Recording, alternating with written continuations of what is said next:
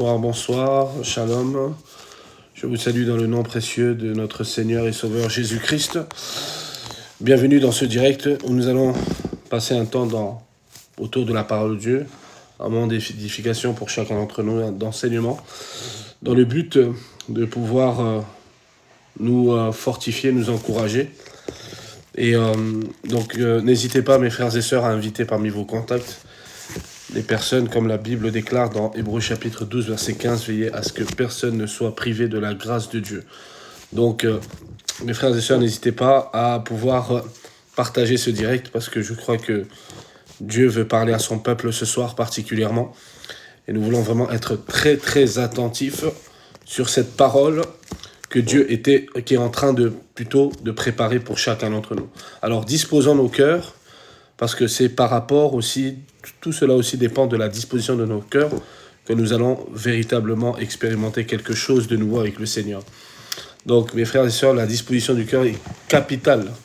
Elle est un enjeu plutôt majeur pour chacun d'entre nous. Parce que si nous venons, écouter la parole de Dieu et que nos cœurs ne sont pas, en fait, ça ne va pas retentir à l'intérieur de notre âme. En fait, ça ne va pas avoir de l'impact ni avoir de l'effet. Alors que la parole de Dieu, elle est là, elle a pour vocation de transformer les cœurs, d'impacter les vies, d'encourager, de consoler, de fortifier. Amen.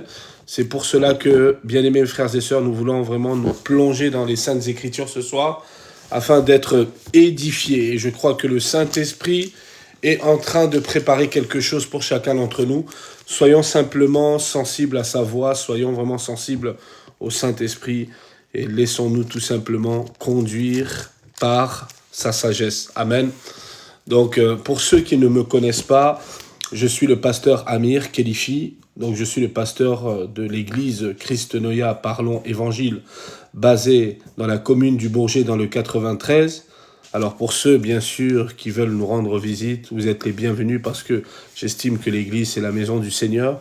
Donc nous sommes basés au Bourget, au 26 rue du Colonel Moll, 93 350 au Bourget. Je vous transmettrai, bien sûr, pour ceux qui veulent nous rendre visite ou des personnes peut-être qui n'ont pas d'église ou d'assemblée d'attache, vous êtes les bienvenus parce que nous sommes basés uniquement sur la personne de Jésus-Christ. En fait, tous les enseignements que le Seigneur nous confie par sa grâce est basé uniquement sur la pensée de Christ.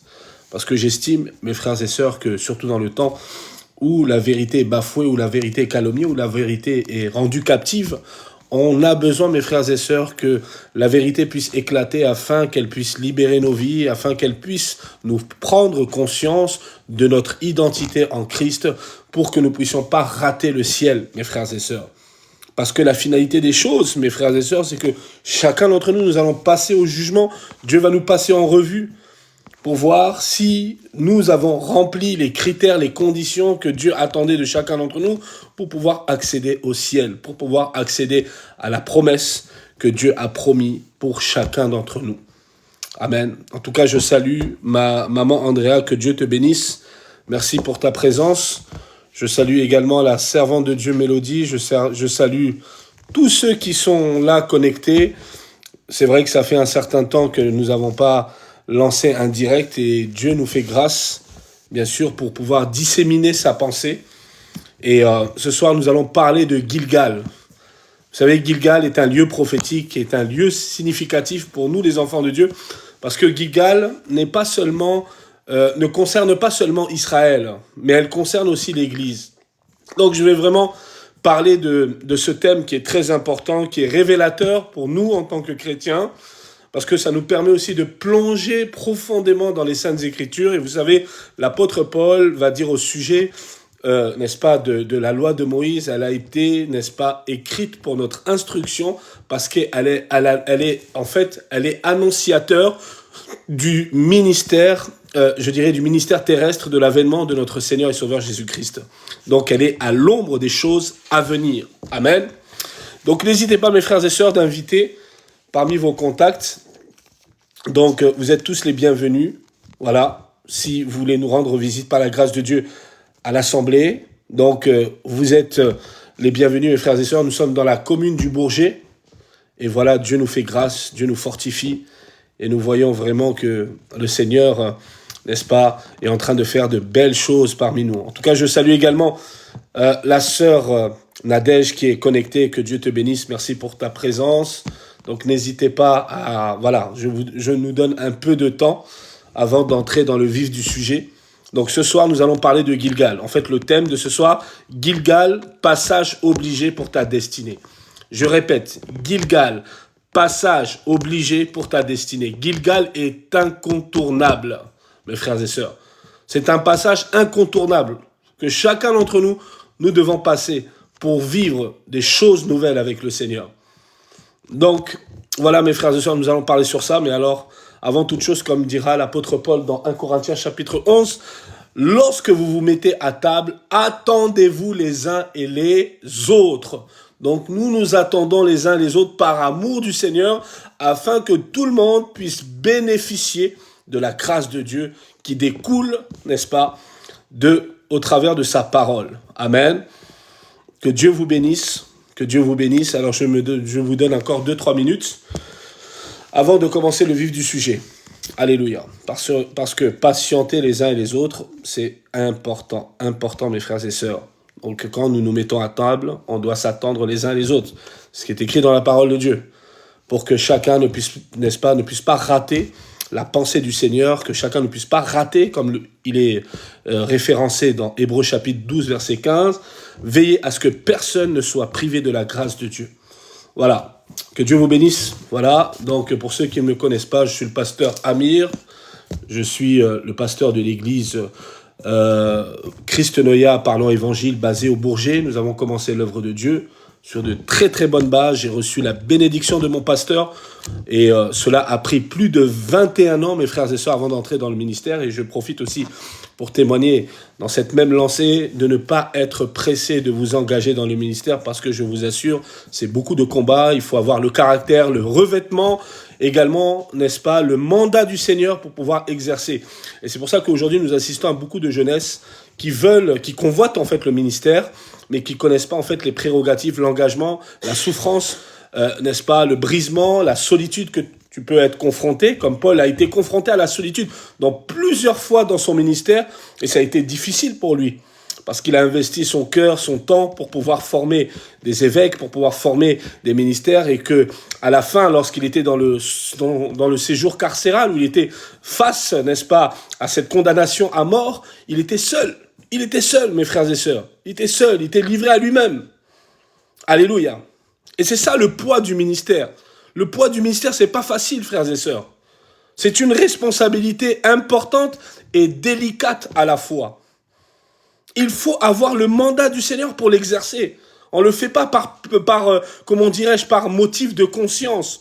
On le fait pas pour attirer des followers. On le fait pas pour avoir une grande réputation. On le fait pas pour générer, n'est-ce pas, de l'argent. On le fait pas par but lucratif, mes frères et sœurs, mais par un sentiment de devoir, parce que c'est la vocation céleste que le Seigneur a placée sur notre vie. Amen. C'est ça qui nous anime. C'est tout simplement à cause des meurtrissures de notre Seigneur et Sauveur Jésus-Christ que nous le faisons, par reconnaissance, parce que, bien aimé, je vous le dis, moi je le parle à chacun d'entre nous, bien aimé, si je vois à la lecture de ma vie, mon passé, si je fais une rétroprospection des erreurs que j'ai faites, etc., dans mon parcours, je me dis même aujourd'hui, je me dis honnêtement, en toute sincérité, en toute franchise, je ne mérite pas le ministère. Mais bien aimé, le ministère n'est pas évalué selon ton mérite en tant qu'être humain. C'est selon la grâce de Dieu. C'est la grâce de Dieu qui fait la différence. Dieu n'évalue pas en fait ton mérite par rapport à tes capacités humaines. C'est par rapport à la grâce qu'il t'accorde. Et c'est pour cela que quand vous lisez par exemple 2 Corinthiens chapitre 12, je paraphrase, Paul était confronté à une épreuve terrible. Et Dieu a permis une épreuve fatidique pour lui éveiller sa conscience et pour qu'il comprenne que s'il veut avoir de la longévité, s'il veut achever sa course, il doit considérer la grâce de Dieu plus que son expérience personnelle dans le ministère. Et la Bible nous dit que Dieu a permis qu'un ange de Satan puisse lui souffleter une écharpe. En fait, l'ange de Satan, vous savez, c'est l'image du démon. C'est pour vous dire que Dieu n'a même pas eu le temps pour aller justement par lui-même d'aller l'éprouver. Il a dit juste, allez, démon, toi tu vas aller là-bas et tu vas aller t'occuper du cas de Paul. Vous vous rendez compte? C'est-à-dire que le démon a eu de la force, a eu de l'ascendance sur Paul. Et c'est Dieu qui avait permis cela.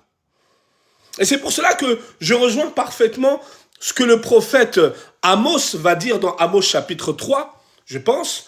Il va dire que, n'est-ce pas, le malheur ne peut pas arriver dans un pays si l'Éternel ne le permet pas. Si l'Éternel autorise un malheur, c'est pour notre édification. C'est pour notre perfectionnement. Parfois, Dieu peut utiliser des éléments, des moyens drastiques que peut-être avec notre perception humaine ou perception sentimentale, on ne va pas le comprendre. Parce que Dieu, on ne le sert pas avec les sentiments, frère. On ne sert pas Dieu avec les sentiments. Dieu, on le sert avec l'esprit, avec la révélation, en considérant sa grâce dans notre vie. Et là, Paul était dans une situation critique et fatidique à la fois pour déterminer c'est-à-dire la continuité de son ministère apostolique. Et c'est là où il a vu que, en fait, que Dieu pouvait permettre à ce qu'un démon puisse le dominer. Je ne sais pas si vous comprenez, frère.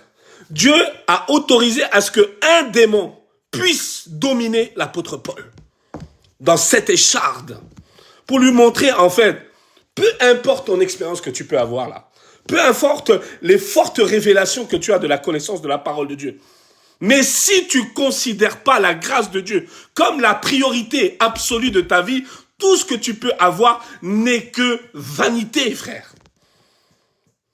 Tout ce que tu peux avoir aux côtés de la grâce de Dieu, mes frères et sœurs, n'est que vain, n'est que la vanité, n'est que caduc. Ce n'est que caduc.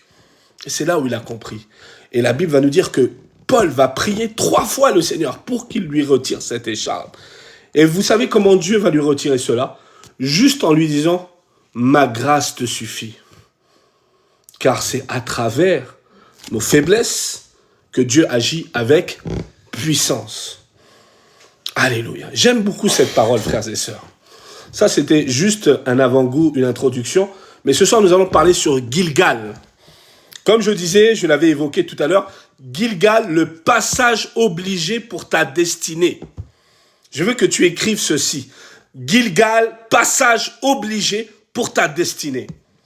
Un chrétien qui ne passe pas par Gilgal, c'est un chrétien qui ne pourra pas obtenir le salut éternel. Un chrétien qui ne passe pas par Gilgal, c'est un chrétien qui sera rejeté de Dieu. Un chrétien qui ne passe pas par Gilgal ne pourra pas vivre la nouvelle naissance.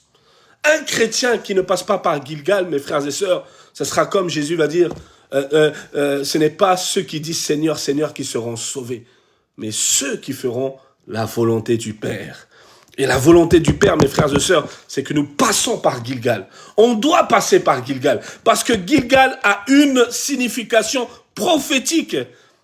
Et elle nous annonce, à nous qui sommes dans le temps de grâce, des éléments, des fondations importantes pour notre foi, pour notre compréhension, n'est-ce pas, des Saintes Écritures, et surtout pour notre destinée. Alléluia. Donc, je vais inviter aussi, frères et sœurs, de pouvoir aussi, surtout à ceux qui sont les animateurs, c'est-à-dire les modérateurs, de bien vraiment traiter les éléments perturbateurs qui veulent justement nous empêcher de disséminer correctement la parole de Dieu, parce que nous ne voulons pas nous rendre dans une certaine distraction. Donc, moi, je dis simplement, les gens qui ne trouvent pas leur intérêt sur ce que je suis en train d'évoquer, sur ce que je suis en train d'aborder, je ne vous oblige pas à y demeurer. Si vous trouvez votre intérêt ailleurs, que Dieu vous bénisse, il n'y a pas de problème. Mais ce n'est pas moi ou qui que ce soit qui vous a forcé à venir ici. C'est aussi simple. Si vous ne trouvez pas votre intérêt, alors que Dieu vous bénisse, allez trouver votre intérêt ailleurs. Que Dieu vous bénisse. Alors je disais, Gilgal, passage obligé pour ta destinée. Passage obligé pour ta destinée. Oui, passage obligé pour ta destinée.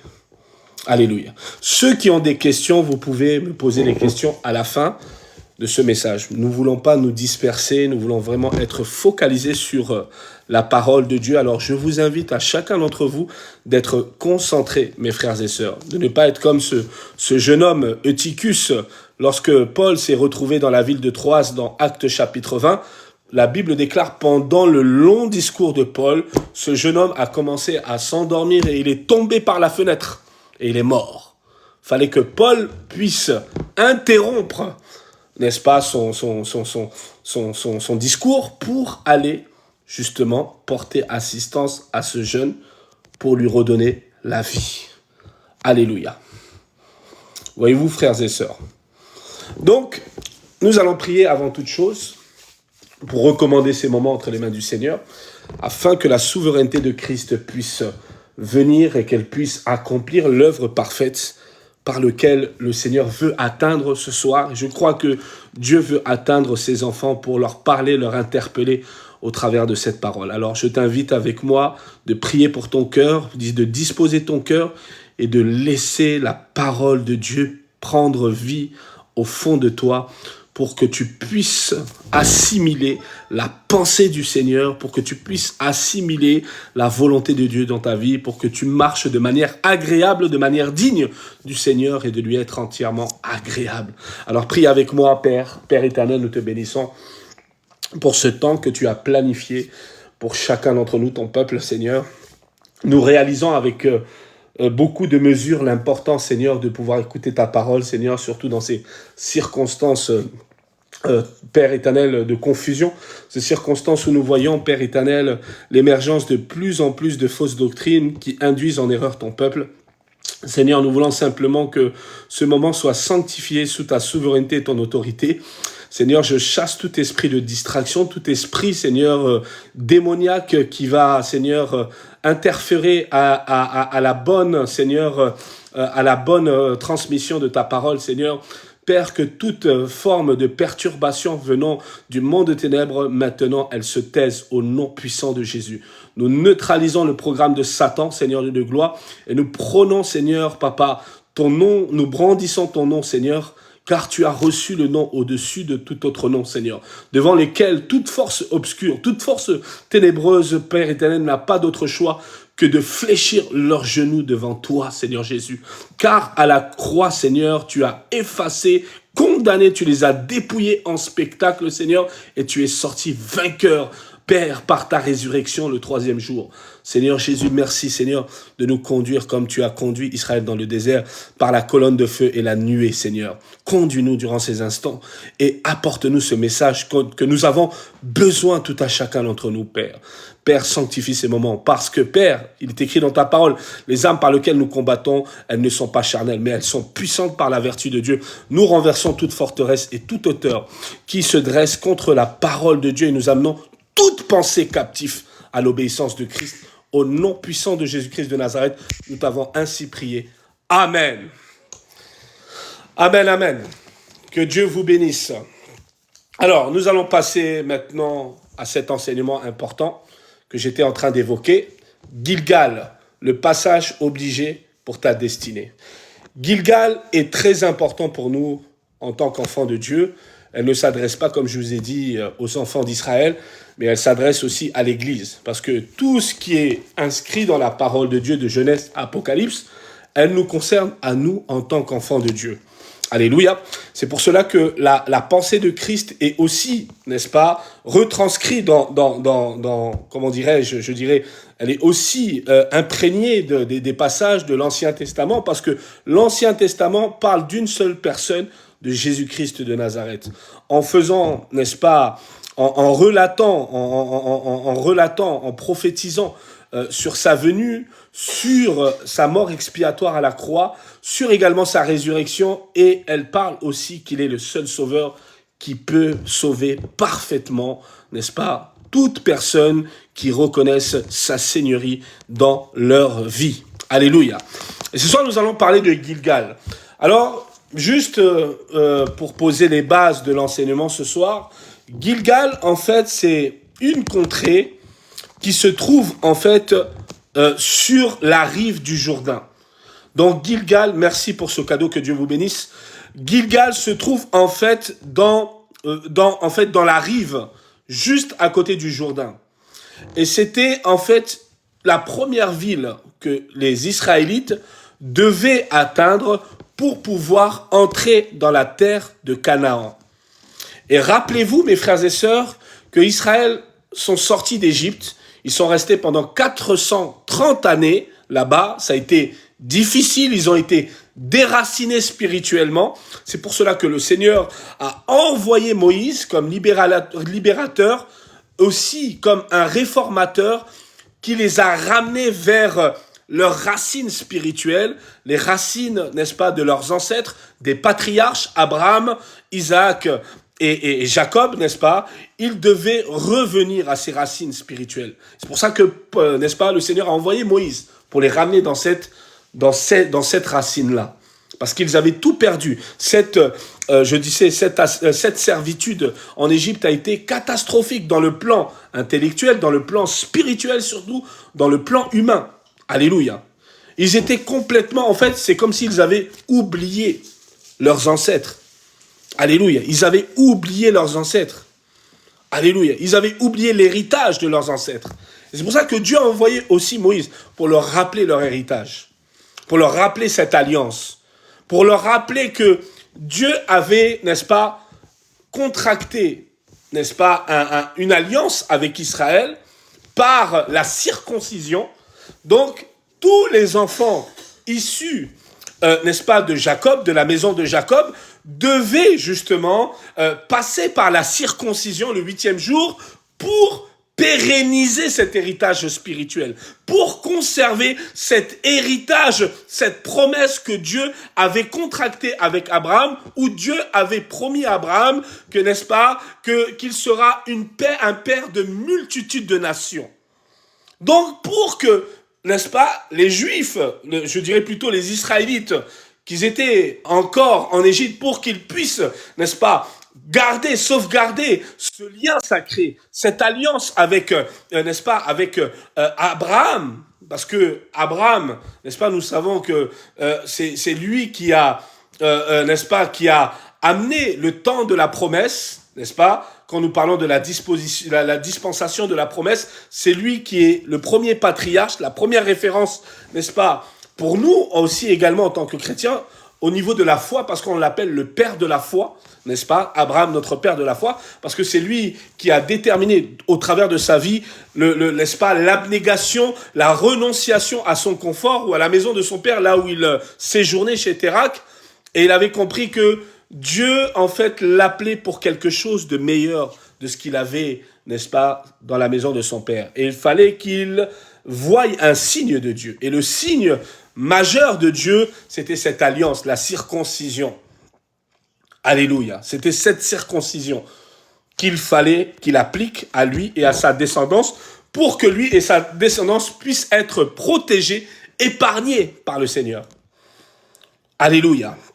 Et donc, n'est-ce pas, le peuple ici d'Israël, quand ils ont quitté, en fait, bien sûr, ils ont quitté l'Égypte, Dieu leur a fait sortir d'une manière miraculeuse, d'une manière surnaturelle de la mer Rouge. Ils ont passé la mer Rouge de manière surnaturelle et Dieu a fait une démonstration de force à Pharaon. Parce que Pharaon pensait qu'il était le seul Dieu sur terre, alors que mes frères et sœurs, Pharaon avait oublié que le Dieu de Moïse, c'est lui le Dieu suprême. C'est lui le Dieu qui a le dernier mot. Et Dieu a fait cette démonstration de force qui a été effroyable pour le peuple d'Égypte parce qu'ils ne s'attendaient pas à ce que la mer Rouge puisse se renfermer sur eux et que, bien aimé, les pertes humaines étaient colossales parce que Dieu a fait sa démonstration de force. J'aimerais dire à quelqu'un, quand Dieu fait sa démonstration de force, la force et l'impact de la frappe de Dieu est plus forte que l'impact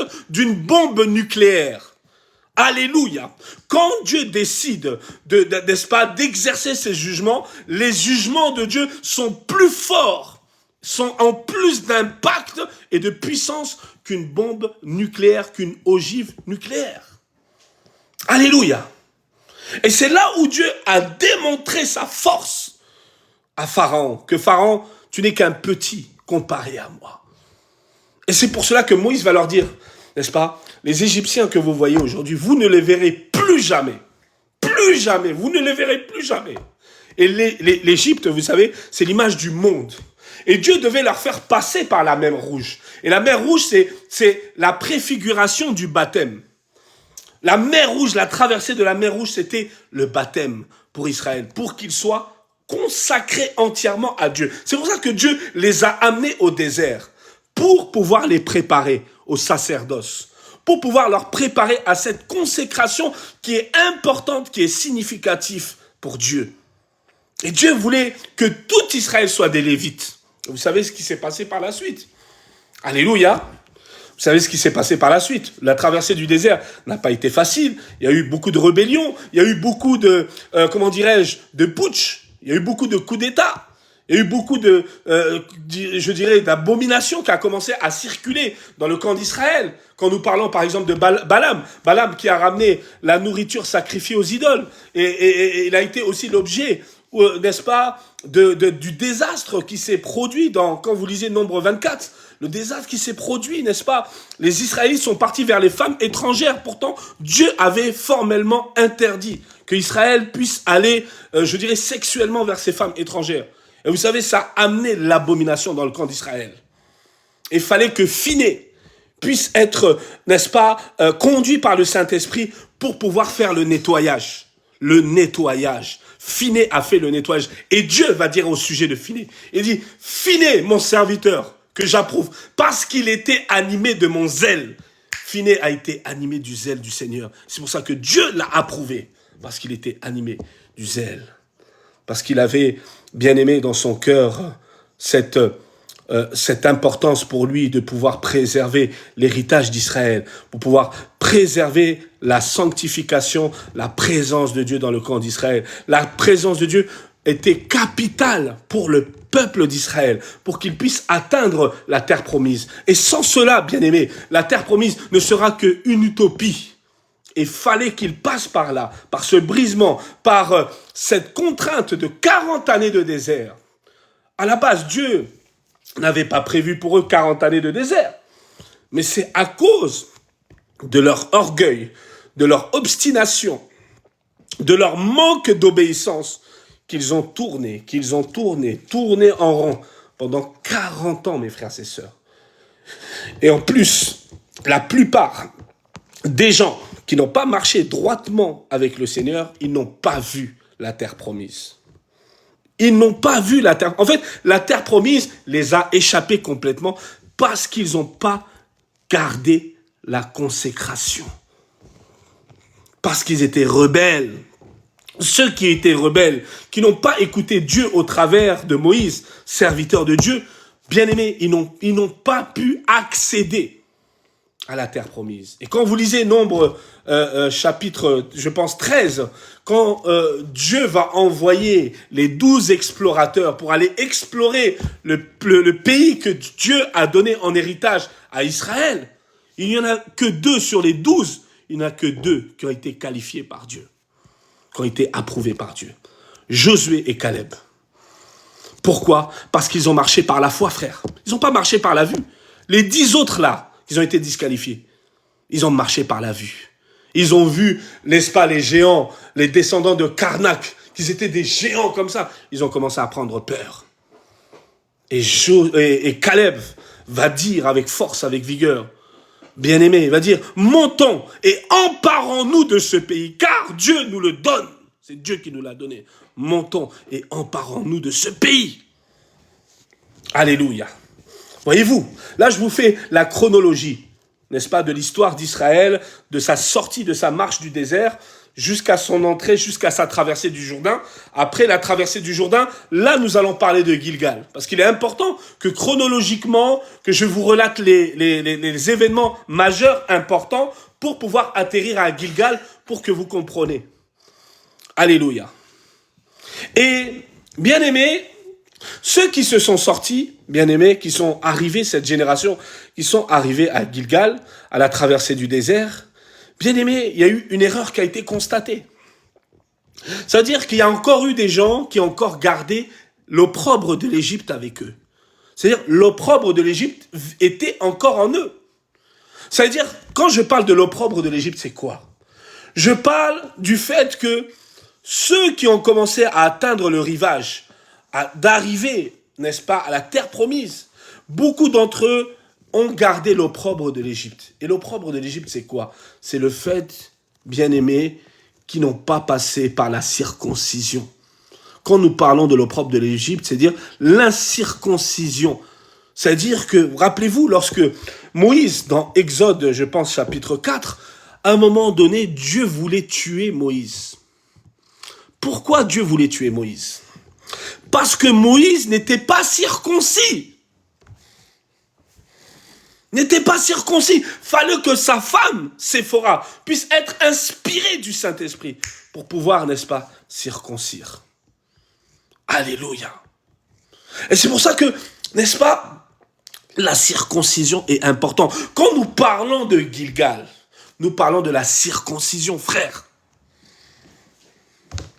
Nous parlons de la circoncision, frère.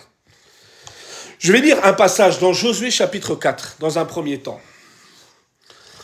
À partir du verset 19. Donc, comme je vous ai dit, le peuple d'Israël, la génération enfin qui sont restés, qui ont survécu au désert, sont arrivés, n'est-ce pas, à la rive du Jourdain, où il fallait qu'ils traversent le Jourdain. Et miraculeusement, n'est-ce pas, quand ils ont traversé le Jourdain, Dieu a fait le même scénario que lorsqu'ils ont traversé la mer Rouge. C'est-à-dire que Dieu a asséché le Jourdain pour que Israël puisse traverser avec sécurité le Jourdain pour qu'ils puissent atteindre leur destinée, pour qu'ils puissent atteindre l'autre rivage, pour qu'ils puissent entrer dans la terre promise. Alléluia.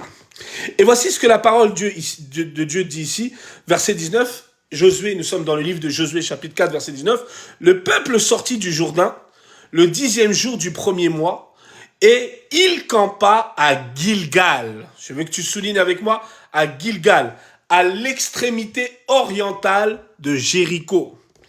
Alléluia. Verset 20. Josué dressa à Gilgal les 12 pierres qu'il avait prises du Jourdain.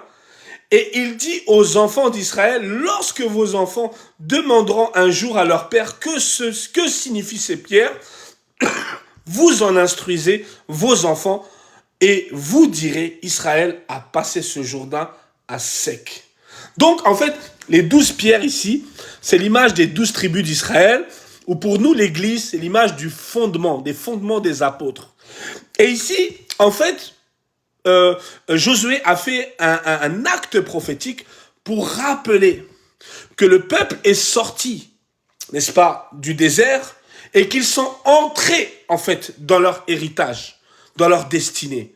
Et ces 12 pierres étaient là, en fait, pour leur rappeler où Dieu les a fait sortir. C'est pour ça que Josué va dire, instruisez vos enfants sur ces choses. C'est-à-dire pour rappelez-vous comment Dieu vous a fait sortir de manière surnaturelle de la main de Pharaon. Comment il vous a fait monter du pays d'Égypte. Rappelez-vous de cela. Pour pas que vous oubliez votre alliance avec le Seigneur. Pour pas que vous oubliez votre alliance avec Dieu. C'était important, mes frères et sœurs. C'est ce que Josué va faire. Va leur rappeler la loi. Va leur rappeler l'alliance de Dieu. N'est-ce pas? L'alliance que Israël a avec Dieu. Va leur rappeler ces choses qui était important, il fallait qu'il continue à suivre cet héritage. Et Gilgal était le lieu fatidique, le lieu choisi par Dieu, où Israël avait installé pour la première fois leur premier campement. Je répète, c'était le premier lieu où Israël a installé leur premier campement. C'est-à-dire, comment dirais-je, la tente d'assignation était à Gilgal. Le lieu où je dirais, Josué était en train d'officier dans son ministère, c'était à Gilgal. Gilgal est une ville importante pour Israël. C'est le premier campement d'Israël. Et même par la suite, mes frères et sœurs, le prophète Samuel va choisir Gilgal pour exercer, n'est-ce pas, son ministère de juge. Il va juger, n'est-ce pas, Israël à Gilgal. Et c'est à Gilgal aussi où le roi Saül va être couronné roi. Gilgal, mes frères et sœurs, c'est un passage obligé pour ta destinée. Gilgal, c'est le lieu où Dieu, n'est-ce pas, le lieu où Dieu te délivre complètement du désert. C'est là où, bien aimé, cette ville-là représente en fait un trophée pour toi. Un trophée pour te dire que tu as réussi l'épreuve du désert. Si tu ne réussis pas l'épreuve du désert, mes frères et sœurs, tu ne pourras pas atteindre Gilgal. Il faut que tu atteignes Gilgal. Et Gilgal signifie, en fait, Dieu a roulé l'opprobre de l'Égypte qui était sur toi. En fait, le fardeau, le péché de l'Égypte a été extirpé par Dieu. A été extirpé par Dieu. Dieu a ôté en fait l'opprobre de l'Égypte qui pesait lourd sur ta vie. Cette honte du péché, cette honte où tu étais asservi sous la domination des ténèbres, Dieu a enlevé cela à Gilgal. Gilgal aussi, c'est l'image aussi, bien aimée, de la circoncision. Qu'est-ce que la circoncision pour nous? Nous allons lire ce passage. Bien aimé, nous allons lire ce passage. Je suis dans Josué chapitre 5 à partir du verset 2. En ce temps-là, l'Éternel dit à Josué, « Fais-toi des couteaux de pierre et circoncis encore une fois les enfants d'Israël. » Donc Dieu va donner l'ordre à Josué de préparer des couteaux de pierre pour aller circoncire encore une fois de plus les enfants d'Israël. Pourquoi? Parce que parmi les enfants d'Israël, il y en avait qui n'étaient pas circoncis, mes frères et sœurs. C'est pour cela que Dieu a ordonné à Josué de passer encore en revue pour s'assurer que parmi tout le peuple d'Israël, tous étaient consacrés à Dieu. Tous portaient cette alliance, n'est-ce pas, en eux. Et ça, c'était important, mes frères et sœurs. C'était important qu'ils puissent pérenniser cette alliance avec Abraham, qu'ils puissent conserver cette alliance. Et par là, il fallait passer par la circoncision. Alléluia. La circoncision, mes frères et sœurs, c'est, je vais dire, humainement parlant, c'est une opération où on t'enlève la partie impure, n'est-ce pas? Où on t'enlève l'impureté. C'est-à-dire, l'impureté n'est plus rattachée à ta vie. C'est la sanctification. C'est la délivrance. C'est Dieu qui opère en fait, qui change le cœur de pierre en cœur de chair. La circoncision aussi, ça nous rappelle la nouvelle naissance. Celui qui n'est pas né d'eau et d'esprit ne pourra pas entrer dans le royaume de Dieu. Il fallait qu'il entre dans le royaume de Dieu, dans leur héritage. Et pour cela, il fallait qu'il passe par Gilgal. Pour que Dieu puisse rouler l'opprobre d'Égypte, qui pesait comme un fardeau lourd sur leur vie. Afin qu'ils entrent dans leur liberté, afin qu'ils entrent dans leur identité nouvelle que Dieu a préparée pour le peuple d'Israël. Fallait qu'ils passent par la circoncision. Parce que s'ils ne passaient pas par la circoncision, frère, ils n'allaient jamais remporter, n'est-ce pas, la grande bataille glorieuse de Jéricho. Parce que s'ils ne passaient pas par là, bien aimé, s'ils ne passaient pas par Gilgal, s'ils ne passaient pas par cette circoncision, comment ils allaient remporter Jéricho?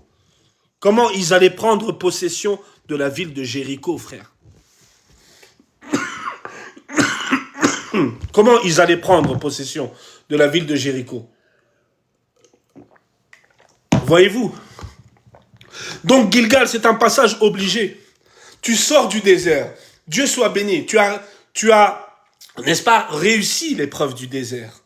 L'épreuve du désert, le lieu aride, le lieu de formation, le lieu de brisement. Tu as supporté cela. Gloire à Dieu. Et maintenant, il y a une autre étape. Tu dois être consacré à Dieu. Parce que le désert te prépare à cette consécration. Te prépare à ton appel. Te prépare au sacerdoce. Te prépare pour ta destinée. Mais maintenant, tu dois passer par Gilgal. Gilgal, mes frères et sœurs. Tu dois accepter Gilgal. Tu ne dois pas te détourner de Gilgal. Tu dois, n'est-ce pas, considérer Gilgal comme un lieu déterminant pour la suite des événements, pour la suite de ta vie. Alléluia. Et verset 3, je continue la lecture, nous sommes toujours dans Josué chapitre 5. Alléluia. J'espère que vous êtes avec moi ce soir. J'espère que vous comprenez vraiment ce message qui est très très important, frères et sœurs, qui nous parle de la circoncision, de la sanctification, de la nouvelle naissance. Bien-aimés, qui nous parle de la destinée, qui nous parle de notre héritage. Bien-aimés, parce que le peuple d'Israël, fallait qu'il passe par Gilgal. Fallait qu'il passe par cette circoncision pour remporter les batailles. Sinon, bien-aimés, le peuple d'Israël allait se faire, mes frères et sœurs, allait se faire exterminer par les gens qui habitaient dans la terre de Canaan. Fallait qu'ils marchent dans les bonnes conditions requises par le Seigneur pour que la victoire puisse être dans leur côté. Et Dieu voulait que la victoire soit aux côtés d'Israël. Et pour que la victoire soit, n'est-ce pas, à leur côté, fallait qu'ils remplissent les exigences de Dieu. Fallait qu'ils soient dans les critères de Dieu. Fallait qu'ils soient dans les bonnes conditions. Et ces bonnes conditions en question que je suis en train de vous évoquer ce soir, c'est la circoncision. C'est-à-dire d'être mis à part. Mis à part. La Bible nous dit, dans Hébreux chapitre 14, verset 12, « Recherchez la paix avec tous et la sanctification sont nulles, ne verra le Seigneur. » Si tu ne marches pas dans la consécration, tu ne verrais pas Dieu. Et si tu ne verrais pas Dieu, mon frère, si tu ne vois pas Dieu dans ta vie, mes frères et sœurs, c'est un échec total dans ta vie. C'est un malheur, c'est une désolation dans ta vie. C'est une désolation dans ta vie, mes frères et sœurs. C'est un échec dans ta vie. Si tu crois en Dieu, mais tu ne vois pas Dieu agir dans ta vie. Parce que ce qui va motiver Dieu d'agir, d'intervenir dans ta vie, dans tes situations complexes, c'est le fait que tu t'es mis à part pour lui. C'est le fait que ton cœur marche dans la sanctification. C'est le fait que ta vie honore sa parole. Ta vie est en accord avec sa parole. C'est ça qui va faire en sorte que la victoire sera à tes côtés. Et que, bien-aimé, Dieu sera à tes côtés. Et il t'approuvera dans tout ce que tu vas entreprendre. Parce que tu as compris quelque chose. Tu as impliqué Dieu comme la priorité absolue dans ta vie. Tu as priorisé les intérêts de Dieu avant tes propres intérêts. Tu as renoncé aux plaisirs de cette vie, les plaisirs éphémères qui sont passagers, qui ne pourra pas t'apporter la solution dans ta vie, qui ne pourra pas t'apporter le salut, la vie éternelle. Tu as compris une chose, mon frère, ma soeur, c'est que ta vie est consacrée à Dieu. Quand ta vie est consacrée à Dieu, quand tu respectes ce sacré, quand tu respectes la sanctification, bien-aimé, Dieu t'approuve. Dieu t'approuve. Et nous avons besoin d'être approuvés par Dieu. Nous avons besoin. Parce que quand tu es approuvé par Dieu, mes frères et sœurs, Dieu fait de toi la tête et non la queue. Dieu te distingue. Dieu te couronne. Dieu t'utilise. Tu deviens un vase d'honneur. Un vase d'honneur utile pour son maître. Dieu t'utilise comme un vase de premier choix, un vase d'honneur. Et Dieu fait, n'est-ce pas, transférer sa gloire dans ta vie pour pouvoir répandre sa gloire aux autres, mes frères et sœurs. Quand tu marches dans la sanctification, bien-aimé, Dieu peut t'utiliser. Tu es malléable, Dieu peut t'utiliser. Dieu peut vraiment t'utiliser avec puissance. Dieu peut vraiment, n'est-ce pas, te confier les choses sacrées. Dieu peut te donner, te confier sa confiance en t'accordant les choses sacrées. Et tu es un bon gestionnaire des choses sacrées. Parce que le ministère, c'est une chose sacrée. Et il faut être un bon gestionnaire pour pouvoir préserver les choses sacrées de Dieu. Et pour cela, il faut passer par la circoncision. Je parle d'un langage spirituel. Je parle de la consécration. Je parle de la sanctification. Je parle d'un langage spirituel, frères et sœurs. Alléluia. Gilgal, c'est une nourriture solide pour nous. On doit accepter la nourriture solide. Il faut qu'on sorte du stade de lait. Parce que le lait va te garder toujours dans l'enfantillage. Va te garder toujours dans cette espèce d'immaturité. Parce que quelqu'un qui marche dans la consécration, quelqu'un qui marche dans la sanctification, a déjà prouvé à Dieu dans sa base, la base de sa vie chrétienne, qu'il a atteint un certain palier de maturité. Parce qu'il n'y a que les matures qui marchent dans la sanctification. Ceux qui sont encore des bébés, ils sont encore charnels. Les gens qui sont charnels ne pourront pas marcher dans la sanctification. Mais si tu as compris qu'il est important que ta vie soit un sacrifice, une offrande pour Dieu. Comme lui-même Jésus l'a prouvé à la croix en donnant sa vie comme un sacrifice, comme une offrande pour nous, pour notre salut. Bien-aimé, si tu as compris cela, bien-aimé, tu n'auras aucune excuse, aucune contrainte. La sanctification, ce ne sera pas une contrainte pour toi, mais ce sera agréable de marcher pour ton Dieu, de vivre l'exploit avec ton Dieu, d'écrire une histoire palpable, une histoire concrète avec ton Dieu. C'est ce que Dieu veut faire avec toi. Ce que Dieu a fait avec Abraham, il peut le faire avec toi. Ce que Dieu a fait avec Josué, il peut le faire avec toi. Jésus dira, celui qui croira en moi fera les œuvres comme moi, et ils feront même des plus grandes œuvres que moi. Bien aimé, tout dépend de ta foi, de ta disposition, de la sincérité de ton cœur. Il faut que tu passes à Gilgal.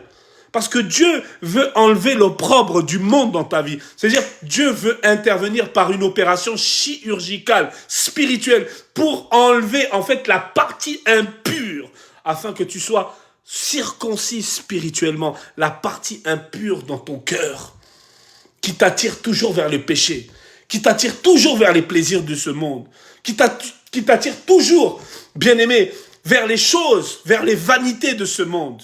Dieu veut intervenir pour enlever cela, cette partie impure, alléluia, qui fait obstacle à ta vie, qui t'empêche d'aller plus loin avec Dieu, qui te garde dans une espèce de limitation. Et tu n'es... En fait, c'est comme si tu étais dans une limitation et tu ne peux pas aller au-dessus de ça. Mais Dieu veut le faire. Dieu veut le faire dans ton cœur. C'est pour cela que nous avons le Saint-Esprit. C'est lui qui opère ce miracle dans notre vie. C'est lui qui opère cela. C'est lui qui nous enlève. Il faut lui laisser la place. Il faut lui laisser agir, intervenir dans notre vie. Il faut lui laisser, n'est-ce pas? Il ne faut pas faire barrage au Saint-Esprit. Il ne faut pas faire barrage à son action. Faisons-lui confiance et invitons-le à prendre place dans notre cœur et à nous transformer pour que nous soyons semblables à Jésus. Pour que nous soyons semblables au Seigneur. Oui, c'est possible. Tu dois passer par Gilgal. Par Gilgal, mes frères et sœurs. Nous continuons la lecture par la grâce de Dieu. Verset... Alléluia. Verset 4. Josué chapitre 5, verset 4. Voici la raison pour laquelle Josué les a circoncis.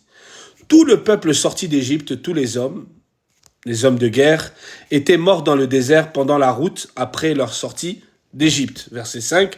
Tout ce peuple sorti d'Égypte était circoncis, mais tout le peuple né dans le désert pendant la route après la sortie n'avait point été circoncis. Oh my God, my God, my God, my God. C'est-à-dire, les gens qui sont, n'est-ce pas, qui sont sortis, en fait, d'Égypte, et qui sont nés plutôt, parmi le peuple d'Israël, ceux qui sont nés dans le désert n'étaient pas circoncis, frère. Et c'est pour cela que Dieu avait demandé, n'est-ce pas, de manière ferme à Josué de pouvoir recirconcire à nouveau. Parce qu'il y avait parmi le peuple des personnes qui n'étaient pas encore circoncis, qui n'étaient pas encore consacrés. Et la preuve en est, dans le verset 5, il nous dit clairement qu'il y avait de ceux qui sont nés dans le désert, parmi les Israélites qui sont nés dans le désert, qu'ils n'étaient pas circoncis. Parce que s'ils n'étaient pas circoncis, ils vont devenir des malédictions, des fardeaux, des boulets pour le peuple d'Israël. Et bien aimés, s'ils ne se font pas circoncire, ils ne peuvent pas atteindre leur héritage. Ils ne peuvent pas s'installer confortablement dans Israël. Et Israël ne serait pas ce qu'elle est, bien aimés. Fallait qu'ils respectent cette ordonnance, ce contrat, cette alliance que Dieu a fait avec son peuple. Pour qu'ils gardent cette élection de Dieu. Pour qu'ils soient encore ce peuple élu de Dieu. Fallait qu'ils gardent cette élection. Et pour qu'ils gardent cette élection, c'était cette alliance avec Abraham, la circoncision, qui est pour nous, en tant qu'enfants de Dieu chrétiens, nous évoque la nouvelle naissance, la sanctification, le don de l'Esprit de Dieu. Alléluia. Et sans cela, mes frères et sœurs, on ne peut pas voir la gloire de Dieu. Bien-aimé, un chrétien qui ne voit pas la gloire de Dieu, c'est un chrétien qui est mort. C'est un chrétien qui est charnel. Et il n'est pas normal qu'un disciple du Seigneur ne puisse pas voir la gloire de Dieu. Il n'est pas normal, frères et sœurs. Il n'est pas normal. Je continue la lecture, verset 6. Car les enfants d'Israël avaient marché 40 ans dans le désert jusqu'à la destruction de toute nation, homme de guerre qui était sorti d'Égypte et qui n'avait point écouté la voix de l'Éternel. L'Éternel leur jura de ne leur faire pas voir le pays qu'ils avaient juré à leur père, de nous le donner, le pays là où coule le lait et le miel. Verset 7. Ce sont leurs enfants qu'il établit à leur place. Donc Dieu a établi les enfants des rebelles, les rebelles qui n'ont pas voulu écouter le Seigneur, n'est-ce pas? Dieu, n'est-ce pas, a renoué sa confiance avec les descendants de ceux qui n'ont pas écouté, qui ne l'ont pas écouté. Pourtant, Dieu pouvait dire que, écoutez, comme leurs pères n'ont pas obéi à ma voix, bah alors, moi, j'arrête définitivement mon alliance avec ces gens-là et je leur confie pas mon alliance avec leurs descendants. Pourquoi? Parce que si leurs pères ont désobéi, ben, qu'est-ce qui va me prouver, qu'est-ce qui va me garantir que leurs enfants vont obéir? Dieu n'est pas comme ça, frère. Si Dieu était comme ça, mes frères et sœurs, personne d'entre nous aurait été sauvé. Parce que c'est là où nous voyons l'amour de Dieu, la grâce de Dieu. Dieu refait confiance, même si ton père a péché, même si ton père n'a pas obéi à Dieu, mais Dieu renouvelle sa confiance. Dieu te fait confiance. Dieu te donne l'occasion, pour toi particulièrement, de pouvoir, n'est-ce pas, réparer ta vie, de pouvoir mettre ta vie en accord avec sa parole, de pouvoir mettre ta vie en règle. Dieu te fait confiance. Dieu pouvait te dire que, comme ton père est mort dans la désobéissance, dans la rébellion, bien-aimé, c'est pas cela qui va empêcher Dieu à venir vers toi pour te dire, bien-aimé, pour te dire oui, je te donne cette opportunité aujourd'hui de pouvoir, n'est-ce pas, stopper cette malédiction ancestrale, de pouvoir arrêter ces liens ancestraux et de pouvoir être sauvé, entrer dans ton héritage spirituel en Jésus-Christ, d'entrer, n'est-ce pas, dans ce salut éternel que Dieu réserve à ses enfants. Et si Dieu, n'est-ce pas, renouvelle cette confiance, malgré que les pères ont déçu Dieu, c'est une preuve de sa grâce et de son amour. Et c'est ce qui s'est passé dans le camp d'Israël. Alléluia. Je suis au verset 8. Lorsqu'on eut achevé de circoncire toutes les nations, ils restèrent à leur place dans le camp jusqu'à leur guérison. L'Éternel dit à Josué, aujourd'hui j'ai roulé dessus votre opprobre de l'Égypte, et ce lieu fut appelé le nom de Gilgal. Donc quand Dieu, n'est-ce pas, a accepté la circoncision du camp d'Israël, il va dire ceci à Josué, ce lieu-là, tu vas l'appeler Gilgal. Et le lieu de Gilgal signifie, j'ai roulé de dessus de vous l'opprobre de l'Égypte. C'est-à-dire, l'opprobre, la peste, le virus de l'Égypte qui régnait en vous-même spirituellement a été extirpé, a été ôté de votre vie pour que vous puissiez entrer dans cette alliance que j'ai contractée avec vous, pour que vous soyez des nouveaux-nés. La nouvelle naissance, la sanctification, c'est la base. Être consacré, c'est la base. Sans cela, Israël n'aurait pas vécu l'exploit, vécu l'exploit, n'est-ce pas, face aux Amoréens, face aux Moabites, face aux Philistins, face, n'est-ce pas, également aux gens de Jéricho. Ils n'auraient pas pu vivre cela. Ils n'auraient pas pu s'implanter dans la terre de Canaan. Pour qu'ils puissent être implantés là-bas dans leur héritage, fallait qu'ils soient consacrés. Consacrés, frères et sœurs. Et regardez, il y a aussi une autre précision que je vais vous donner aussi également, je dirais le bienfait de Gilgal. Et vous savez, bien-aimés, dans Exode chapitre 16, Dieu a commencé à nourrir son peuple par la manne. Vous savez, la manne a commencé à apparaître dans Exode chapitre 16. Parce que comme le peuple d'Israël était sorti d'Égypte, ils n'avaient plus la nourriture dont ils avaient pour habitude de se nourrir. Et donc, ils sont arrivés dans un lieu aride où il n'y avait plus rien. Dieu a substitué cette nourriture en donnant la manne. La manne. Chaque matin, Dieu donnait la manne à son peuple. Alléluia. Par la rosée du matin. Chaque matin, par la rosée du matin, Dieu donnait la manne à son peuple. Mais imaginez, ils ont mangé pendant 40 ans cette manne-là. C'était difficile. Et regardez, dans Gilgal, il va se passer quelque chose d'extraordinaire. Dans Gilgal. C'est-à-dire, quand tu marches dans la consécration, quand tu marches dans la sanctification, Dieu te fait goûter les meilleurs fruits du pays. Dieu te fait goûter, Dieu te donne les meilleurs fruits du pays. Et c'est ce qui va se passer, frère. Regardez, nous sommes toujours dans Josué chapitre 5, verset 12. La manne cessa le lendemain de la Pâque. Quand ils mangèrent du blé du pays, les enfants d'Israël n'eurent plus de manne et ils mangèrent des produits du pays de Canaan cette année-là. Oh my God! Oh my God! C'est à Gilgal où la manne s'est terminée. Où ces 40 années quand ils avaient mangé à répétition la manne, c'était à Gilgal où Dieu a dit, c'est bon, vous avez réussi l'épreuve du désert, vous devez passer par la circoncision. Après cette circoncision, nous allons célébrer la Pâque. Et vous savez, la Pâque, c'est la délivrance. C'est-à-dire, tu rentres dans une époque nouvelle avec Dieu. Tu rentres dans une saison nouvelle avec Dieu. Et Dieu confirme cette saison nouvelle en arrêtant la manne.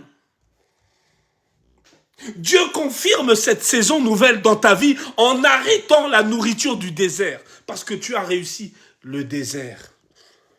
Tu as réussi le désert, l'épreuve du désert. Dieu arrête cela.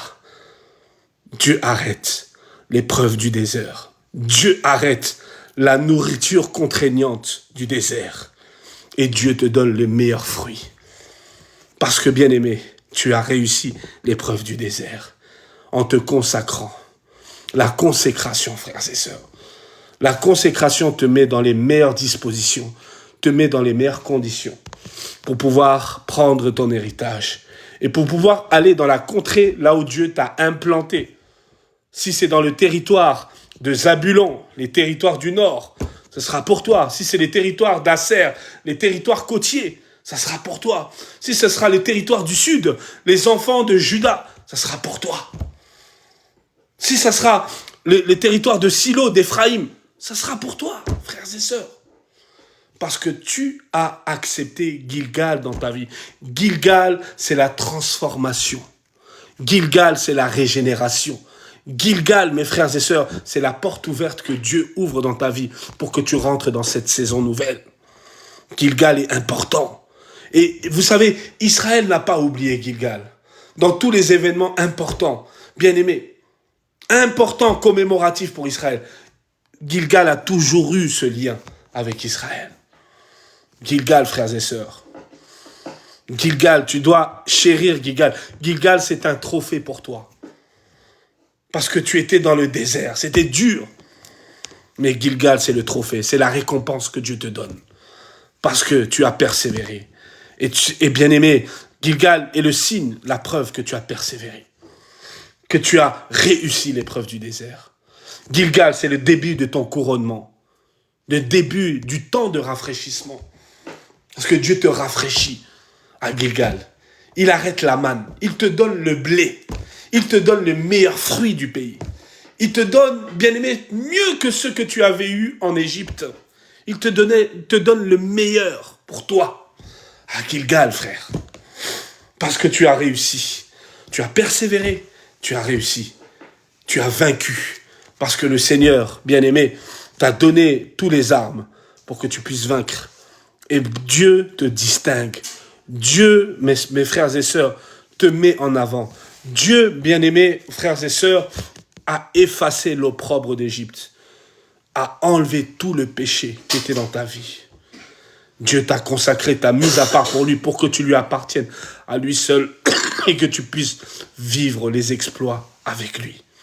C'est pour cela, mes frères et sœurs, je nous interpelle ce soir de l'importance si, bien-aimé, tu vois que ta vie n'est pas en règle, tu vois qu'il y a encore l'Égypte en toi. Dieu te donne cette opportunité ce soir de pouvoir renouer avec lui.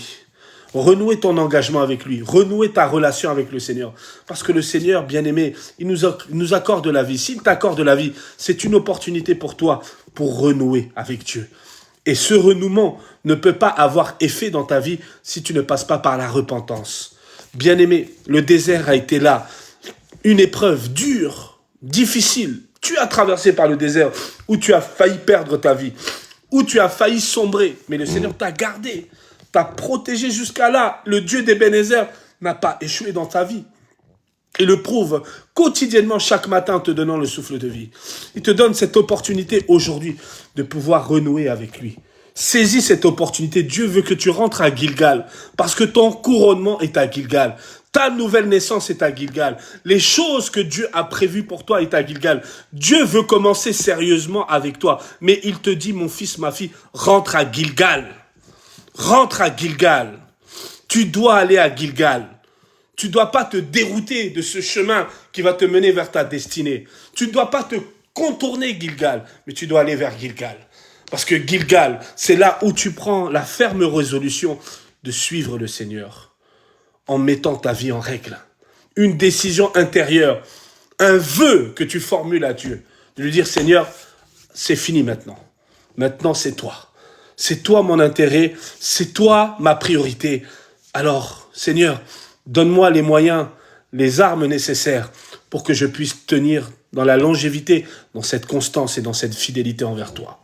Oui, frères et sœurs, c'est Gilgal, le lieu de ton couronnement, le lieu où Dieu commence une œuvre nouvelle avec toi.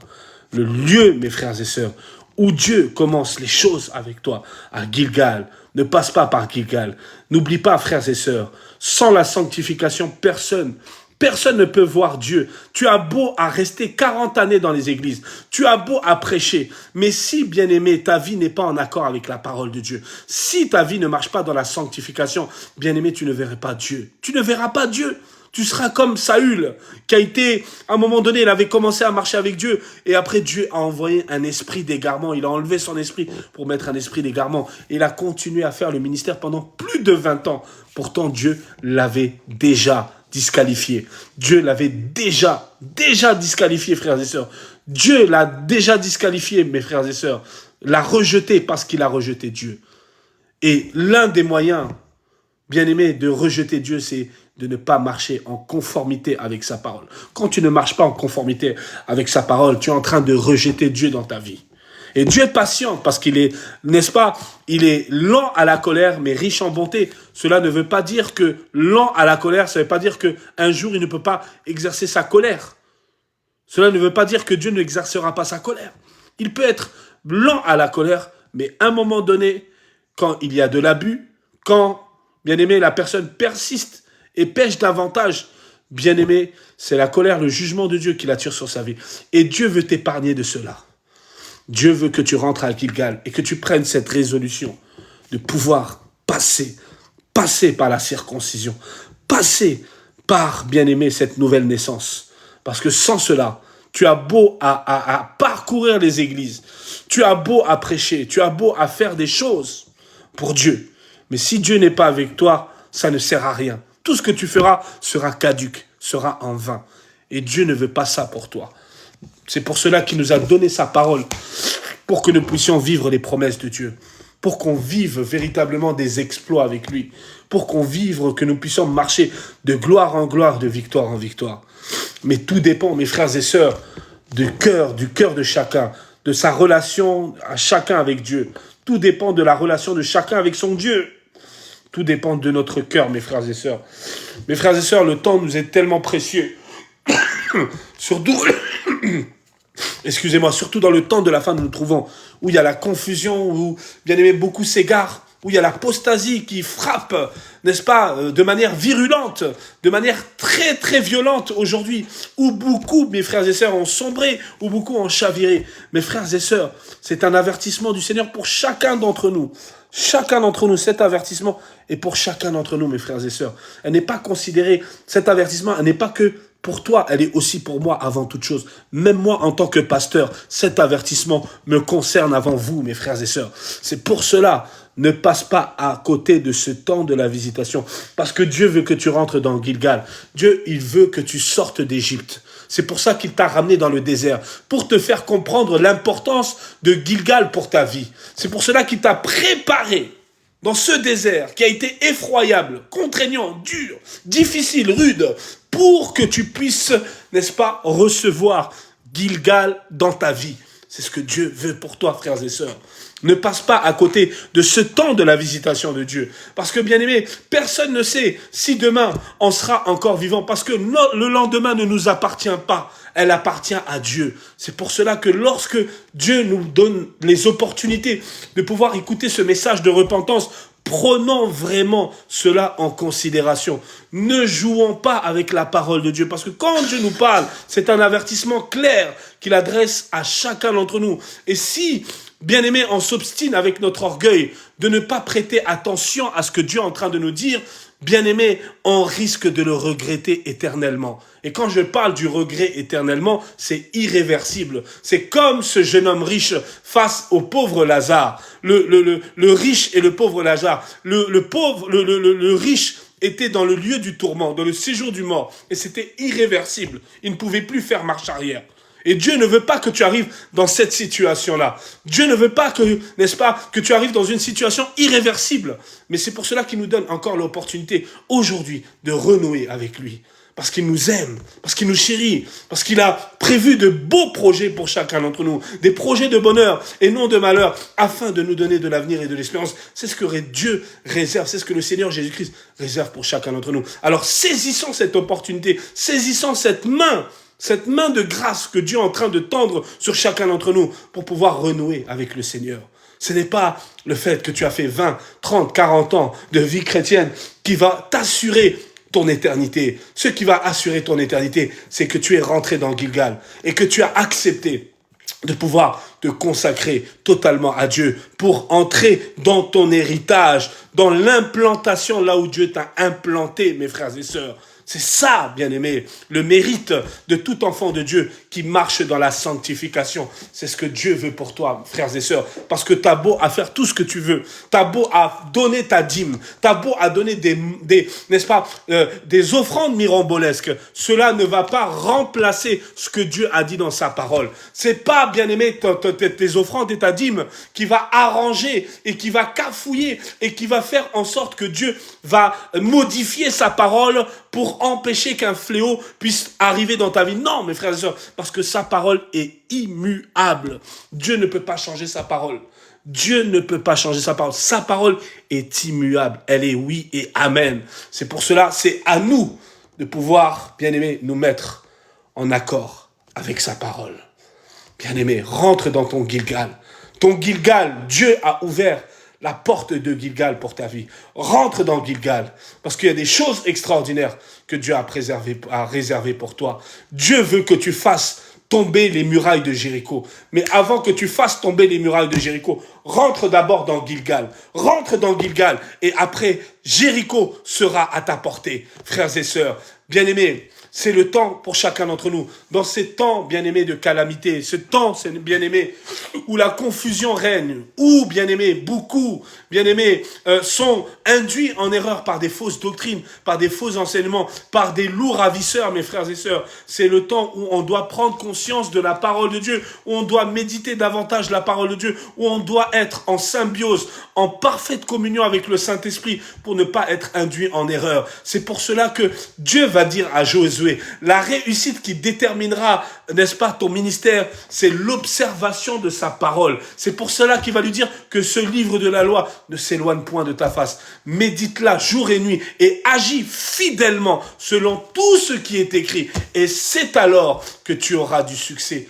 dans toutes tes entreprises, frères et sœurs. Le succès ne dépend pas de tes diplômes, ne dépend pas de tes millions ou de tes milliards. Le succès dépend de ton obéissance envers la parole de Dieu. C'est ça le véritable succès. Le succès, c'est d'être soumis à la parole de Dieu. Parce que la parole de Dieu nous donne les meilleurs fruits, nous donne les meilleures récompenses que l'argent, que l'or ne peut pas te donner, mes frères et sœurs. La parole de Dieu peut t'élever à un niveau que tu ne peux pas t'imaginer. La parole de Dieu peut résoudre les problèmes les plus compliqués, les plus complexes de ta vie. La parole de Dieu peut transformer les cœurs et peut sauver les vies, mes frères et sœurs. La parole de Dieu nous donne le meilleur fruit, nous donne ce qui est de meilleur pour notre épanouissement, notre richesse en Jésus-Christ. Alors, ne négligeons pas la parole de Dieu. Dieu t'attend à Gilgal. C'est pour cela qu'il ouvre la porte de Gilgal pour toi ce soir. Entre dans Gilgal. Le Seigneur me dit, entre dans Gilgal et consacre-toi sérieusement, une fois pour toutes, au Seigneur. pour que tu puisses t'emparer de Jéricho. Parce que après Gilgal, Dieu t'attend à Jéricho. Dieu t'attend à Jéricho, frères et sœurs. Dieu t'attend à Jéricho. Et bien aimé, si tu ne passes pas par Gilgal, si tu ne te consacres pas, comme Daniel, la Bible déclare que Daniel a résolu dans son cœur de ne pas manger à la table des mets du roi de Babylone. Dieu, bien aimé, Daniel n'a pas voulu se souiller, n'a pas voulu être dans la prostitution avec, bien aimé, les rois de Babylone, ceux qui étaient assis dans le vin de la prostitution, toutes ces choses-là, le vin de l'impudicité. Daniel a refusé cela, bien aimé. Daniel a pris cette résolution dans son cœur, frères et sœurs, de se sanctifier, de se mettre à part pour le Seigneur et de mener, de concourir à un jeûne qui va faire ensuite en sorte que son visage sera resplendissant de la gloire de Dieu. C'est ce que Dieu veut pour toi, que tu resplendis de la gloire de Dieu, parce qu'il t'a créé à son image et à sa ressemblance. C'est la parole de Dieu qui te redonne ce que le péché d'Adam t'a volé. C'est la parole de Dieu qui te restitue cela, qui te restitue ton honneur, qui te restitue ta dignité, bien-aimé, en tant qu'enfant de Dieu. Alors c'est pour cela, rentre dans Gilgal, consacre-toi une fois pour toutes, marche dans la sanctification une fois pour toutes, et tu verras la gloire de Dieu. Tu verras la gloire de Dieu. La gloire de Dieu ne sera pas utopique, mais elle sera une réalité, une vérité dans ta vie. Que Dieu vous bénisse. Père éternel, merci pour ce temps, ce moment, Père, où tu nous as enrichis, où tu nous as instruits au travers de ta parole, Seigneur. Je prie que nous ne soyons pas des auditeurs oublieux, mais que aide-nous, Seigneur, à appliquer ta parole et à la mettre dans tous les niveaux, dans tous les domaines de notre vie, Seigneur. Parce que, Père, nous avons compris, Seigneur, ce soir, l'importance, Seigneur, d'entrer à Gilgal, l'importance de nous consacrer pour toi, l'importance de porter cette alliance, l'importance de marcher dans la nouvelle naissance. Parce que tu as dit dans ta parole, tous ceux qui sont en Jésus-Christ sont des nouvelles créatures. Les choses anciennes sont passées. Père, l'Égypte est passée derrière nous, Seigneur. Et voici, toute chose est devenue nouveau. Ce qui est devenu nouveau pour nous, Père, c'est la porte de Gilgal, qui nous fait accéder aux nouvelles richesses, aux nouvelles promesses que tu as destinées pour chacun d'entre nous. Seigneur Père, aide-nous à prendre cette ferme résolution, à ne plus négliger, Seigneur, notre relation avec toi, à ne plus bâcler, Seigneur, notre vie chrétienne, Seigneur. Aide-nous, sépare-nous, Seigneur, des personnes, Seigneur, ô Père, auxquelles il est primordial pour chacun d'entre nous de nous séparer, pour que nous puissions marcher avec des personnes qui vont nous attirer vers toi, qui vont nous ramener vers toi, qui vont nous remettre en question dans notre marche en chrétienne et qui vont nous aider à nous perfectionner dans notre marche avec toi, Seigneur de gloire. Père, soutiens-nous, nous sommes ton peuple et nous avons besoin, surtout dans ces temps fatidiques, dans ces temps où, Père éternel, où la confusion, l'apostasie fait des ravages, où beaucoup abandonnent de manière délibérée leur foi, Seigneur. Seigneur, épargne-nous, Seigneur. Et Seigneur, Père, je prie pour ceux qui sont tombés, ceux, Père éternel, qui t'appartiennent. Relève-les, Seigneur, afin que, Seigneur, également, Papa, que leur joie soit parfaite en toi, Seigneur. Père, merci, Papa, de garder cette parole, cette semence que tu as plantée dans notre cœur, ô Père, et qu'elle demeure, et qu'elle perdure, et qu'elle puisse produire le fruit digne de la repentance, que, Père, que tu as agréé en chacun d'entre nous. Merci, Père, pour ton peuple. Bénis-les, Seigneur, et que cette nuit soit également une nuit d'instruction dans ta présence, Seigneur, pour chacun d'entre eux, Seigneur. Béni sois-tu, Seigneur. Au nom précieux de Jésus-Christ de Nazareth, nous t'avons ainsi prié, Père. Amen. Amen, amen, amen, amen. Que Dieu vous bénisse, frères et sœurs. Merci en tout cas pour la présence de chacun d'entre vous et je sais que Dieu nous a instruits, Dieu nous a parlé ce soir. Marchons dans la droiture, marchons dans la sanctification. Soyons droits, soyons sérieux avec Dieu pour que Dieu nous prenne au sérieux. Il y a plus le temps de tâtonner dans les bêtises. On n'a plus le temps. Bien aimé, regardez ce qui se passe. On est à l'ombre d'une 3e guerre mondiale, frères et sœurs. Ce qui se passe, regardez l'escalade de violence qui est en train de se produire aujourd'hui, bien aimé, dans le Moyen-Orient. Regardez, les tensions ne font que de s'éclater. Regardez la parole de Dieu en train de s'accomplir de manière prophétique devant nous. Ce n'est plus le temps de jouer. C'est pour cela que Élie va demander à son serviteur, dans 1 Roi chapitre 18, il va lui dire, monte du mont Carmel et regarde à la mer. La mer, c'est quoi, mes frères et sœurs? Selon Apocalypse chapitre 17, la mer, c'est l'image du monde. C'est-à-dire, regarde l'état spirituel du monde, regarde l'horloge du monde, regarde l'état du monde, pour que tu puisses te préparer pour le retour du Seigneur. Oui, nous devons regarder l'état spirituel de ce monde. Nous devons regarder ce qui se passe dans ce monde, bien-aimés, pour que nous puissions nous préparer en conséquence pour le retour du Seigneur. Parce que les prophéties bibliques sont en train de s'accomplir jour après jour. Et l'escalade, la tension au Moyen-Orient ne fait que de s'accroître, bien-aimés, jour après jour. Alors préparons-nous. Ce n'est plus la blague, mes frères. Ce n'est plus comme il y a 20 ans, 30 ans en arrière où on ne pensait plus à ça. On ne pensait pas à ça. Là, mes frères et sœurs, c'est très sérieux. Je vous dis la vérité. C'est très sérieux. Jésus est à la porte. Ce n'est pas de la blague. Il est à la porte. Bien-aimés. Même le livre, bien-aimés, des musulmans, le Coran, atteste que Jésus va revenir, bien-aimés, pour juger les vivants, bien-aimés, pour juger ceux qui sont croyants, ceux qui ne sont pas croyants. Bien-aimés. Même les musulmans le disent. Bien-aimés. Alors, frères et sœurs, préparons-nous pour le retour glorieux du Seigneur, du Mashiach, que nous attendons tant, frères, pour cette délivrance dont nous avons besoin. Surtout, bien-aimés, dans la génération perverse et corrompue que nous sommes en train de vivre, bien-aimés. Oh, bien-aimés, alors réveillons-nous. C'est le temps de te positionner pour le Seigneur. C'est pour cela que Moïse va dire dans Exode chapitre 33, « À moi ceux qui sont pour l'Éternel ». Et la Bible dit que les Lévites se sont rangés aux côtés de Moïse. Les Lévites, c'est les véritables enfants de Dieu. Si tu te considères comme un véritable Lévite, un véritable enfant de Dieu, alors range-toi dans la cause de l'Éternel. Mets-toi pour la cause de l'Éternel et l'Éternel te gardera. L'Éternel te préservera, toi et ta descendance, frères et sœurs. C'est le temps pour chacun d'entre nous, frères et sœurs, de mettre nos vies en règle. C'est un appel à la repentance que Dieu adresse de manière généralisée. C'est un appel généralisé, frères et sœurs. Ce n'est plus le temps de rigoler ou de dire que oui, j'ai encore le temps, je peux encore me festoyer, je peux encore m'amuser. Non, il n'y a plus le temps de s'amuser. Vous vous rappelez au temps de Noé. Noé le juste, il avait prêché la repentance. Les gens n'ont pas voulu l'écouter. Noé les avait avertis qu'il y avait un déluge qui est en train de se préparer. Le peuple n'avait pas écouté Noé jusqu'à que le déluge est venu, frères et sœurs.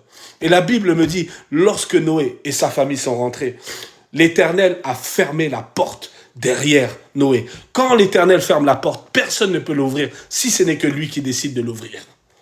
Et c'est pour cela, frères et sœurs, avant qu'il ne soit trop tard, prenons les bonnes décisions. C'est le temps de prendre des décisions. C'est le temps de réfléchir à ton éternité.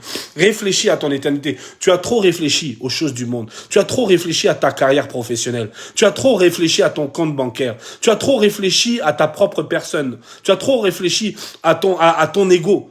Bien-aimé, Dieu te demande maintenant ce soir de réfléchir à ton éternité. Parce que nul ne sait le jour où le Seigneur reviendra. Nul ne sait que si demain, on va encore vivre ou pas. Parce que notre lendemain appartient à Dieu. C'est pour cela, la Bible nous dit qu'un chien qui est vivant a plus de valeur qu'un lion qui est mort. Parce qu'il y a toujours de l'espoir pour ceux qui vivent. Et Christ veut être cet espoir. Et pour que Christ soit cet espoir, prends cette décision, cette ferme décision de revenir avec le Seigneur, de renouer avec lui, de renouer ton dialogue avec lui, de renouer ta relation avec le Seigneur, parce qu'il t'aime. Il t'aime, frères et sœurs. Le Seigneur t'aime, veut que de bonnes choses pour toi. Parce que nous sommes dans un monde qui est dans la perdition. Et l'escalade de violence qui est en train de s'accroître dans le Moyen-Orient est très inquiétant, frère. C'est les prophéties de la Bible qui sont en train de s'accomplir. Vous savez, la Bible nous dit que les nations, à un moment donné, ils vont rejeter Israël. Israël va retourner dans le désert. Elle va souffrir dans le désert. Quand vous lisez Apocalypse chapitre 13, 14, il va nous parler de cette femme. Israël va s'enfuir dans le désert. Parce que toutes les nations vont la rejeter. Et c'est ce qui est en train de se passer. Là, les États-Unis, ils ont dit, écoutez, ce problème entre l'Iran et vous, nous, on ne s'occupe pas, débrouillez-vous. Vous vous rendez compte? Les États-Unis disent à Israël, nous, on ne se mêle pas de ce problème. Mais c'est la prophétie de la Bible qui est en train de s'accomplir. Qu'est-ce qu'on attend? Réfléchissons, frère. Prenons des bonnes décisions. C'est plus le temps de rigoler, hein. Je vous dis, hein. Je vous dis sérieusement. Je vous dis en tant qu'homme de Dieu, ce n'est plus le temps de rigoler. Ce n'est plus le temps de s'amuser, frère. Ce n'est plus le temps de l'amusement, ma soeur. C'est le temps de réfléchir. C'est le temps de rentrer en soi-même, comme l'enfant prodigue, et de poser les vraies questions. Je vous dis, frères et sœurs. En tout cas, on va s'arrêter là pour ce soir par la grâce de Dieu. Alors, pour ceux qui ne me connaissent pas, je suis le pasteur Amir Khélifi, pasteur de l'église Christ Noya Parlant Évangile, qui est basé au Bourget. Donc, nous sommes au 26 rue du Colonel Moll, au Bourget, donc dans la région parisienne, dans le 93. Nous sommes à environ 10 minutes à pied de la gare du Bourget RERB. Et nos cultes, n'est-ce pas, sont programmés tous les dimanches à partir de 17h. À partir de 17h, nous avons nos cultes d'action de grâce. Si vous n'avez pas, bien aimé, une église d'attache, vous êtes les bienvenus. Parce que nous sommes basés uniquement sur la parole de Dieu, la repentance, la sanctification. Ce message qui est la prédication de la croix, dont nous avons besoin, mes frères et sœurs, d'écouter pour nous préparer pour l'enlèvement de l'église. Bien aimé, il ne restera plus, comme Jésus dira, il ne restera plus pierre sur pierre. Tout sera détruit. Tout sera détruit. Il ne restera plus pierre sur pierre. Tout sera détruit. C'est pour cela, toutes choses passeront. Mais la parole de Dieu ne passera pas. Alors, c'est pour cela, frères et sœurs, si tu n'as pas d'assemblée, tu es le bienvenu. Tu peux m'écrire, bien sûr, en aparté, en privé. Voilà. Et par la grâce de Dieu, nous continuons le travail du Seigneur. Et priez pour nous pour que le Seigneur ajoute, comme la Bible nous dit dans Actes chapitre 2, et Dieu ajouta au temple ceux qui devaient être sauvés. Priez pour nous dans ce sens, que le Seigneur ramène ses enfants, parce que nous sommes en train de nous préparer pour le retour du Seigneur et préparer une armée également qui va sortir comme les Noé pour aller prêcher à l'extérieur, pour appeler les gens à la repentance, parce qu'il y a un déluge qui arrive. Oui, il y a un déluge qui arrive. Et on doit se préparer à cela. Bien-aimés, c'est le temps de la repentance. C'est le temps de revenir au Seigneur. C'est le temps, mes frères et sœurs. Paul va dire dans Romains chapitre 13, « La nuit est avancée, mais le jour se lève. » Il va dire, « Déchargeons-nous de toutes les œuvres de la mort. Déchargeons-nous de toutes les œuvres du péché. Car oui, la nuit est avancée, mais le jour se lève. » La nuit est avancée, frère, mais le jour se lève. Déchargeons-nous pendant le temps qui nous reste de pouvoir, bien aimés, nous décharger de toutes ces mauvaises œuvres pour nous préparer au retour du Seigneur. Et Paul va dire, c'est le moment de se réveiller. Se réveiller. C'est le moment de se réveiller. Réveillons-nous, frère. Réveille-toi, toi qui dors. Réveille-toi, toi qui dors, et Christ t'éclairera. Réveille-toi, toi qui dors. Réveille-toi d'entre les morts et Christ t'éclairera pour que tu sois prêt pour l'enlèvement. Alors voilà, mes frères et sœurs, donc ceux qui seront intéressés à venir nous rendre visite, ceux qui n'ont pas encore d'assemblée, venez et Dieu nous bénira par sa grâce. Voilà, comme je l'ai dit, notre message est basé uniquement sur la personne de Jésus-Christ. Nous parlons, bien sûr, surtout de la sanctification, l'œuvre de la croix, de la préparation, n'est-ce pas, des enfants de Dieu pour l'enlèvement de l'Église. C'est le message du temps, c'est le message actuel, c'est le message que nous devons porter, c'est le message que nous devons assumer pour le peuple de Dieu. Ce n'est plus le temps de dire « Ah, je cherche des milliards, je cherche... » je ne sais. C'est plus le temps, ça doit plus être ta préoccupation. Regarde l'escalade de violence qui est en train de se produire entre Israël et le Proche-Orient et l'Iran. C'est très sérieux, frère. C'est très sérieux. Nous sommes à l'ombre d'une 3e guerre mondiale. Et la Bible nous parle de ça. Alors, frères et sœurs, réveillons-nous. Réveillons-nous. L'évangile n'est pas là pour nous caresser au sens du poil, mais elle est là pour éveiller notre conscience, pour susciter notre intérêt envers la parole de Dieu. Susciter également la repentance.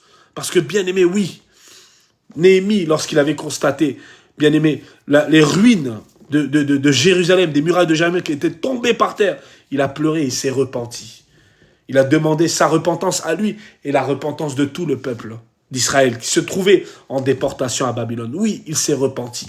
Et là, il a intercédé dans cette même repentance envers tout le peuple de Dieu.